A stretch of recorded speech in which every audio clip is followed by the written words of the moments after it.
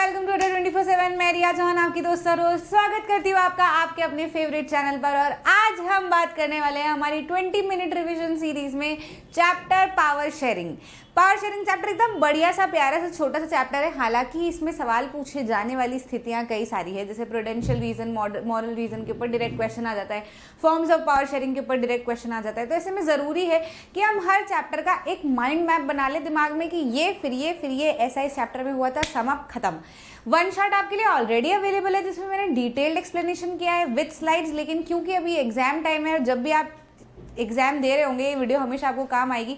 सारे चैप्टर्स की वीडियो आपको इसी तरीके से माइंड मैप बनाकर मैं आपको प्रोवाइड करा रही हूँ बहुत ही कम समय में, ताकि दिमाग में एकदम चैप्टर बढ़िया सा पूरा छप जाए पढ़ाई करने के बाद।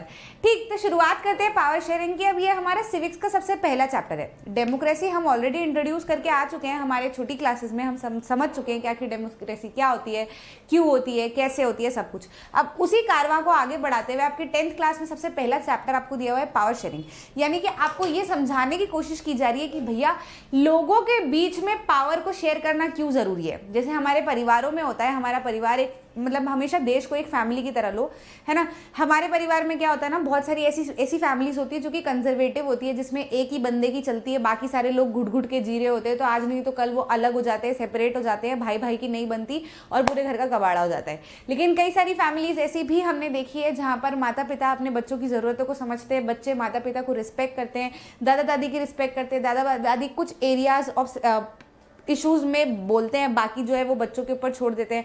तो सब कुछ जो है वो सबके हिसाब से सबके पास में थोड़ी थोड़ी पावर्स होती है, तो सब एकदम प्रसन्नचित्त होकर घर में निर्वाह कर रहे होते हैं, एकदम बढ़िया सा घर चल रहा होता है। तो यहाँ पर ऐसे ही दो केसेस को समझाया हुआ है और इसी दो केसेस के थ्रू आपको एक्सप्लेन किया हुआ है कि क्यों किसी भी देश में पावर शेयरिंग की जरूरत होती है। जैसे देश में अगर हम बात करें, judiciary, legislature, executive, central government, state government, सबके बीच में पावर्स बटी हुई है ना। तो क्योंकि आप इस देश के नागरिक हो, आपको पता होना चाहिए कि आखिर इन पावर्स को बांटना जरूरी क्यों है। किसी एक हाथ में अगर पावर कभी भी आ गई तो सब कुछ बर्बाद हो जाएगा। पावर को बांटना क्यों जरूरी है, यही हम इस चैप्टर में समझते हैं विद 2 एग्जांपल्स। जैसे अभी मैंने 2 फैमिलीज का आपको एग्जांपल दिया, वैसे ही हम मेनली आपको चैप्टर में उन 2 फैमिलीज का एग्जांपल नहीं दिया हुआ है, आपको 2 देशों का एग्जांपल दिया हुआ है ना। एक तो बेल्जियम और श्रीलंका। सबसे पहले आपको बेल्जियम का पूरा केस समझा दूंगी।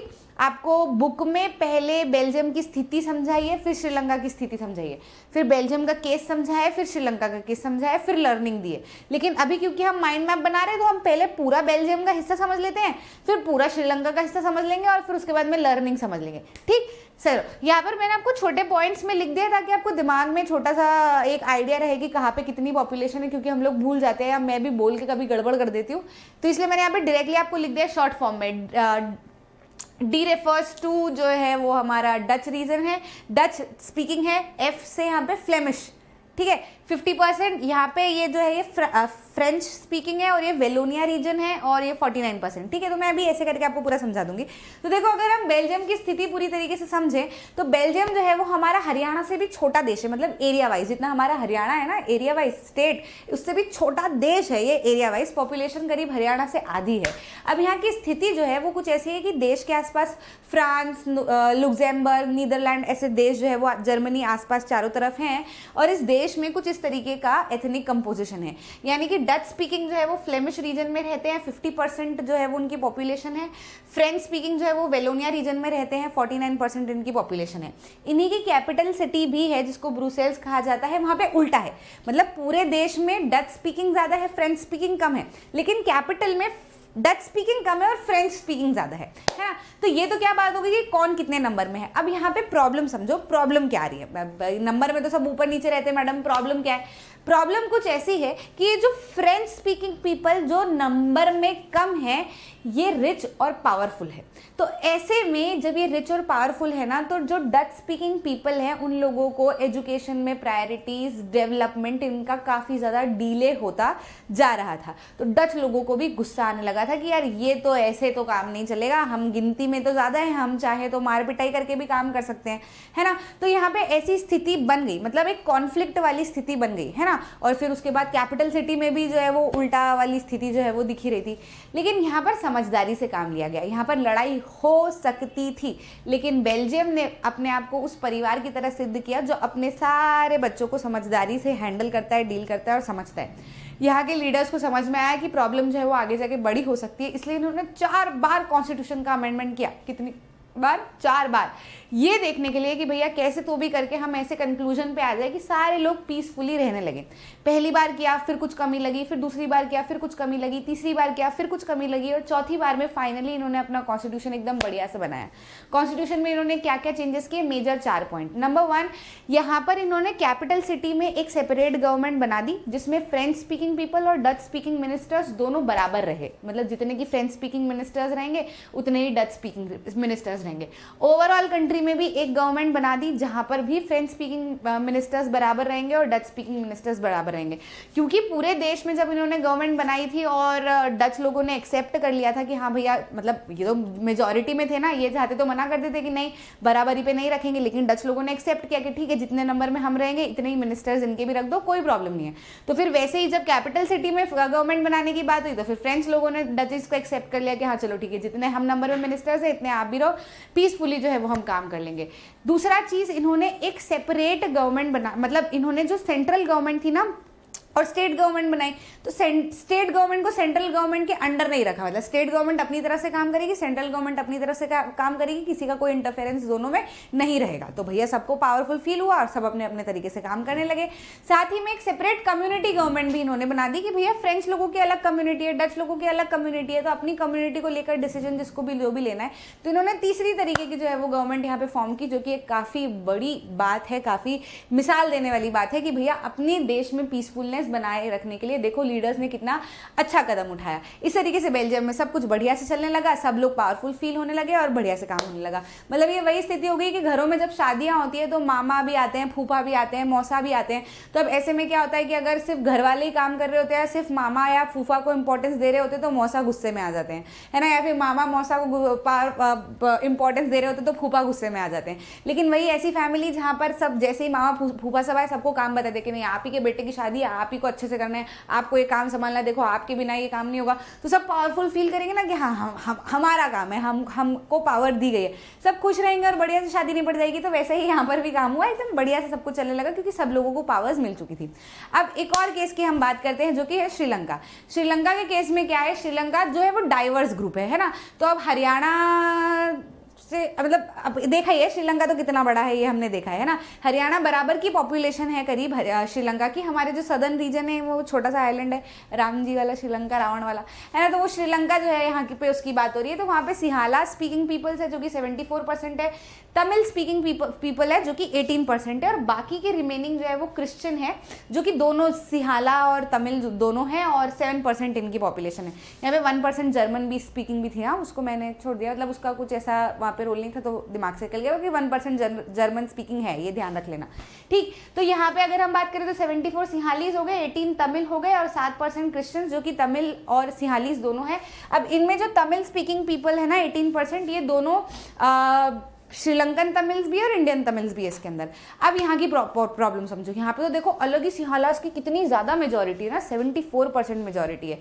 तो क्या हुआ ना, श्रीलंका इंडिपेंडेंट हो गया 1948 में, ठीक है, हमारे जस्ट बाद, ठीक है। श्रीलंका एकदम बढ़िया से इंडिपेंडेंट हो गया। अब इंडिपेंडेंट हो गया तो फिर हम क्या करते हैं, हम कोशिश यही करते हैं ना, जैसे बेल्जियम ने किया, जैसे हम लोगों ने किया कि सब लोग बराबरी से रहे, अच्छे से रहे।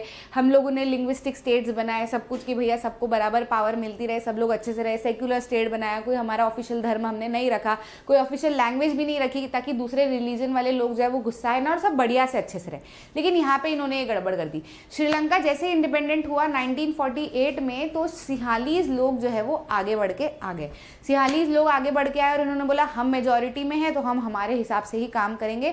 सिंहालीज जो है ये बुद्धिज्म को फॉलो करते थे, तो ये कहने लगे कि बुद्धिज्म को ही फोस्टर करना चाहिए, पूरे श्रीलंका का जो है वो धर्म ही बुद्धिज्म बना दो। तो ऐसे में ये जो तमिल स्पीकर्स थे, यानी कि जो हिंदूज थे, मुस्लिम्स थे, क्रिश्चियंस थे, ये इन लोगों को बुरा लगा यार कि यार हम भी तो इस देश में रह रहे हैं, ये नॉर्थ और ईस्ट साइड में रहते थे। तो इन्होंने बोला कि अब तुमको हमारी वैल्यू नहीं है तो ऐसा करो, हमारा सेपरेट ईलम बना दो, सेपरेट तमिल ईलम दे दो, मतलब सेपरेट एरिया हमको दे दो, हम वहाँ पे रह लेंगे, अलग से रह लेंगे अगर तुमको हमारी वैल्यू नहीं है तो।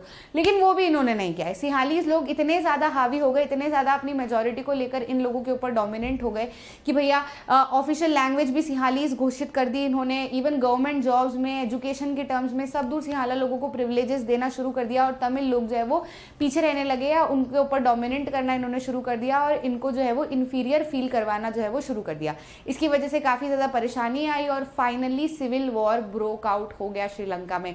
मतलब ये ऐसा परिवार साबित हुआ जो कि जिसमें कुछ लोग जो मेजॉरिटी में होते हैं, या मेल अपनी चला रहा होता है, कोई बड़े लोग होते हैं अपनी चला रहे होते हैं, बाकी लोगों का ध्यान नहीं देते, ऐसे में वो घर टूट जाता है और दोनों तीनों चारों भाई जो है वो अलग अलग जगह पर रहने लगते हैं, है ना। तो यही वाली स्थिति जो है वो श्रीलंका में उभर के आई और श्रीलंका में finally civil war broke out हुआ। तो दोनों कहानियों से हमने क्या शिक्षा ली? दोनों कहानियों से हमने बेल्जियम से ये शिक्षा ली कि भैया जब लीडर्स चाहते हैं कि उनके देश में शांति बनी रहे, जब लीडर्स चाहेंगे कि उनके देश में व्यवस्था अच्छे से बनी रहे और हर कोई तरीके से शांति से रहे, तो वो लोग कदम उठाएंगे, ऐसे कदम उठाएंगे कि सब लोग जो है वो पीसफुली सोशली अकोमोडेट हो पाए देश में, भले कितनी ही डाइवर्सिटी हो।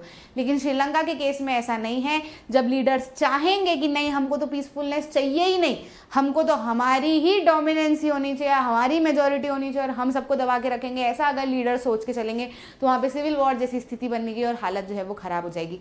इसलिए इन दोनों स्थिति से हम क्या समझते हैं कि पावर शेयर करना बहुत ज़्यादा ज़रूरी है, बहुत ज़्यादा ज़रूरी है अपने लोगों में, अपनी फैमिली में, अपनी कंट्री में, अपनी कम्युनिटीज़ में।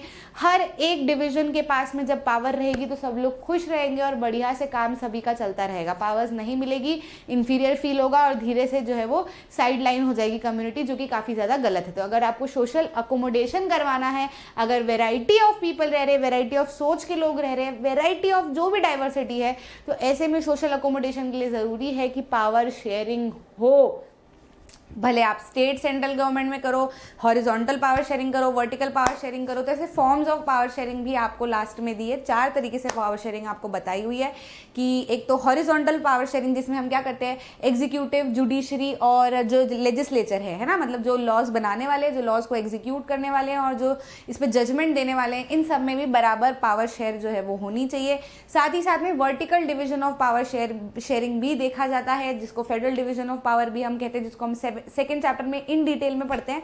तो वर्टिकल डिवीजन ऑफ पावर में सेंट्रल गवर्नमेंट से पावर जो है वो लेकर स्टेट गवर्नमेंट को में भी बांट दी जाती है, और अगर देश बड़ा है तो वो चाहे फर्दर लोकल गवर्नमेंट में भी अपनी पावर्स को शेयर कर सकता है, ताकि बढ़िया से काम जो है वो चलता रहे, पीसफुली जो है वो कंट्री में डिसिप्लिन है, शांति है, सब कुछ बनी रहे, एकता बनी रहे। साथ ही साथ में हमने जैसे कम्युनिटी गवर्नमेंट देखी, तो ऐसी भी पावर शेयरिंग की जाती है कि भैया कम्युनिटीज़ में, अलग अलग कम्युनिटीज़ में पावर शेयरिंग कर दी जाए, ताकि सब अपने अपने हिसाब से अपनी अपनी कम्युनिटीज़ में डील करते रहे विदाउट एनी इंटरफेरेंस।